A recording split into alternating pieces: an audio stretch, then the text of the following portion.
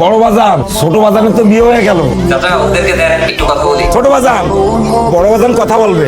আরেকটা ক্রাইম করলি, বড় ভাইয়ের আগে কেটে করে ফেললি। তোর ক্রাইম পার্টনারকে দিয়ে একটু কথা বলি। বড় ভাই। ভাই আসসালামু আলাইকুম। ওয়ালাইকুম আসসালাম। তোমা তোমাকে একটা দায়িত্ব দিই। অবশ্যই ভাইয়া। শোনো, আমরা তো এই বম্বেশটাকে মানুষ করতে পারলাম না, তুমি যেভাবেই পারো এই বম্বেশটাকে একটু মানুষ করবে। জি ভাই, আমি চেষ্টা করবো। আর শোনো, তবে বাসা থেকে বের হয়ে কাজটা ঠিক করো। কপি নিয়ে তোমার বাবা মার সাথে দেখা করে তাদের দোয়া নিয়ে আসবে। হয়তো একটু বকাঝকা করতে পারে, কিন্তু চুপচাপ থেকো। রুগীদের দোয়া ছাড়া কখনো সুখে থাকতে পারবে না। আচ্ছা ভাইয়া, দোয়া করবেন। তোমাদের নতুন জীবনের জন্য অনেক অনেক দোয়া রইল। তোমরা একসাথে সুখে থাকো, সবসময় সেই দোয়াই করি। এটা তুই কি করলি তমা?